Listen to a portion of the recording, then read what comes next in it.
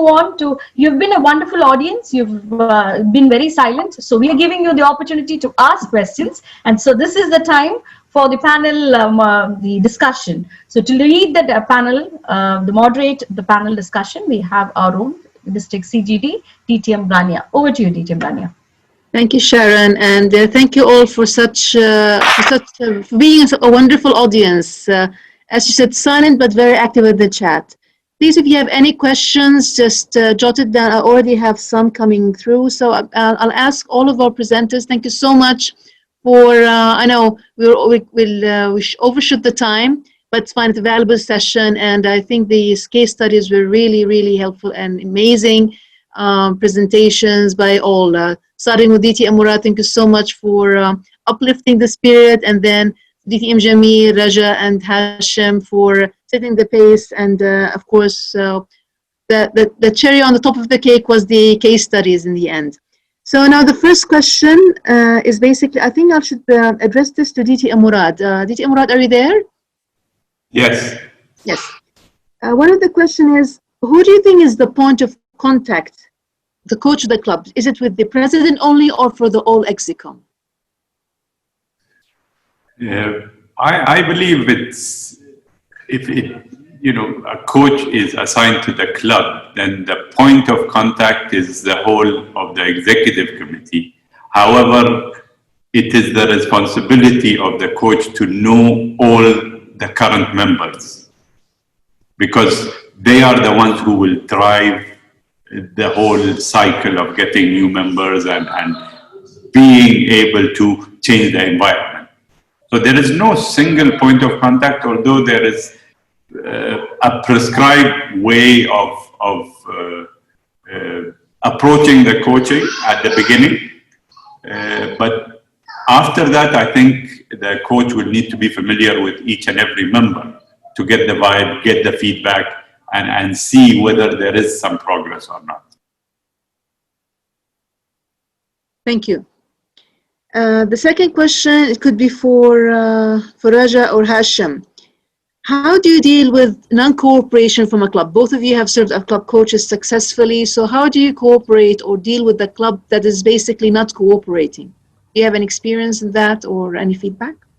Yes, if I may go. Yes. Usually, each person has a unique character, and each person, this is my own core belief, each person has a key. Knowing the key of the person will allow you to know how to deal with him or her. So there are some presidents who have a high ego, like they would like to be the primary point of contact for the coaches. They won't accept for you to go and contact someone else, the VP Education, VPM, so forth. And there are some presidents or ExCom members who are very friendly and they're fine. They're really encouraging you to go and be one of them club community. So I believe like each character is unique. You have to sit with the president, with the ExCom, understand what their objective, show them that you're here to serve them, and then build that common understanding and that rapport. Rapport is very important when you're dealing with a club as a coach. And then I believe you can achieve all your goals and you can overcome any obstacle. Thank you, Raja. Any comment from you, Hashim? No, I think I agree with what DTM Raja had said. It's all about communicating with the club and convincing them, like she said. Thank you. Thank you. This is for DTM Saja, our retention chair. One of the question, how to qualify for being a coach and registration with the district, since you are the retention chair? Well, primarily, it's very important that there are some certain eligibility that to appoint a coach, the club should be having between 1 and 13, that means up to 12 members, and the coach should not be a member of that club, and the coach should be acceptable to the club. That is extremely important. Otherwise, they won't be able to do a job. That is one of the key feelings. This is where we had some challenges. There are some of the clubs were slightly reluctant to appoint coaches, mainly because they were not, they were not, comfortable probably with someone who doesn't know the culture of that club. So primarily, I think I have answered your question indirectly. Thank you so much, DTM Saju. Another question for DTM Murad. This message says, okay, why do you only restrict it to clubs 12 and below? I mean, coaches is a very important and a very excellent concept. It should be also considered for also strong clubs, like we see now for sports players and so on. So how can you basically take it to TMI that it should be also applied to any club format, regardless of what membership base they have? Any comments on that, sir? Well, the answer to that is you don't have to wait for TMI to say that it's possible for a strong club to have a coach also. If the club wants it, the district can be part of assigning a coach for them, or the club could assign a self-assigned coach also. So Toastmasters International has built this coaching system to help weak clubs. But it has never said that strong clubs cannot have coaches. Thank you. Another question. How do you assess that the coach is doing the best? Is there going to be a process to assess the coach's performance? How do you validate the performance? DTM Saju?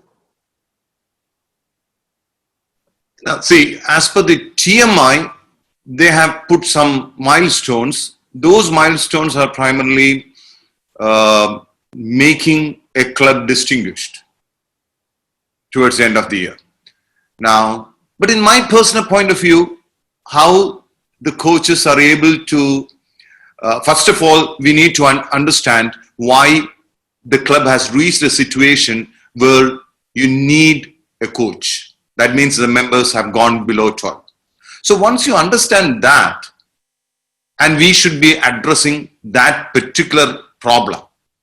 So as when the coach is able to address that particular problem, I would say that automatically or organically, the club becomes distinguished and reaches higher level. So once any coach who addresses that particular issue, well, that is the coach who is doing the right job. Why? On the other way, on a TMI point of view, the coach who has successfully made a club distinguished has done the job. Or you. Okay. Another question now. Now, because of the new system, the coach's point now is basically it gives the member the point of being a coach and also a district officer. Does this apply to pathways? The answer is no. It's only basically for members from the traditional program who have fulfilled their educational program, and they only need to fulfill the leadership track. Then, by serving as a club coach, which will basically fulfill their core and succeed in the mission, then they basically get the 2 points as being a club coach and a district officer. And the TMI has extended this condition to June 2021 due to the current situation with the COVID. It was basically should end by June 2020. They extended it for 1 year. So it's only applicable for the legacy educational program, to answer the question. Another question, basically for corporate clubs, can you promote the members to visit other clubs, especially in a corporate club? Any inputs from our panelists? Jitim Jamil, Hashim. Jitim Jamil, do you have any input in this?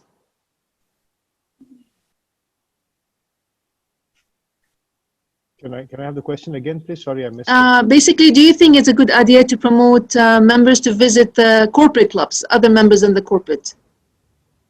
Do you think it's a good idea? Cross-corporate? Yes. Yes, why not? I mean, if it's I'll take this if you don't mind. If it's a successful corporate club and if they are willing to accept, other non-members coming from outside, it's a great opportunity to show other corporate clubs who are perhaps struggling or have some weak areas as to what is this particular corporate club doing that they are successful. It could be something that's driven by the organization. Maybe it's a culture of the particular corporate or the club itself. But I think it's always good to share knowledge where it's possible. And as mentioned earlier by DTM Hashim, some corporate clubs have the restriction where they don't allow others to come in, etc., etc. But if it's a successful corporate club and that's willing to open up to knowledge sharing, why not? Of course, it's a really good way to learn and Thank you, DTM Jamil. This question is for DTM Hashim. It's one of the coaches that basically this coach is basically coaching a club with students who will be in the country for one term, and they'll have to leave, and then a new batch of students will come. This is the basic challenge. Do you have any suggestions? Yeah, so usually educational institutions have a certain cycle in which the new students join the batch, etc. So as a Toastmasters club, you've got to ensure that your publicity and your membership building efforts are sort of in sync with the recruitment of batches, etc. And we've got to be sensitive to the fact that students, when they have exams towards the end of the year or they're graduating out, etc., will be leaving. So there is going to be a turnover.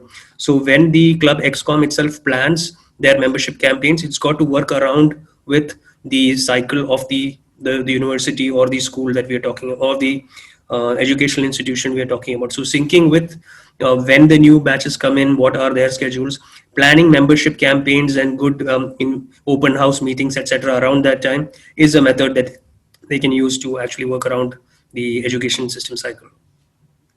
Thank you so much. This question, I think, is for DTM Murad.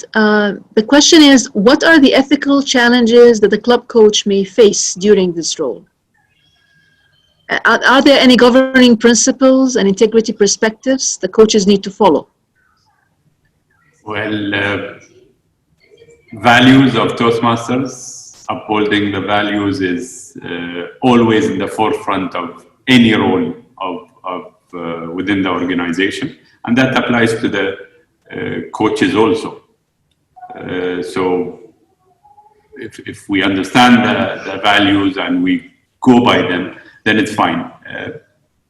Unethical practices of coaches always goes to whether the coach is looking to enhance their experience, enhance their skills, or just look at the recognition. There was a question about will recognition be to pathways also. My answer to that is does it really matter?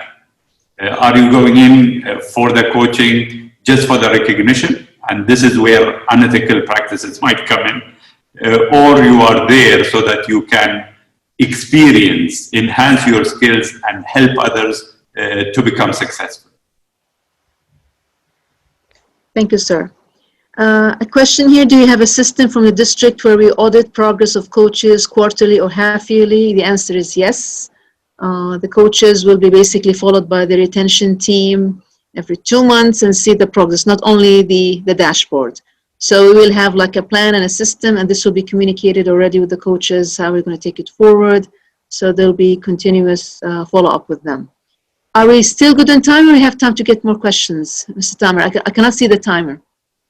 I think we are already Done? Okay.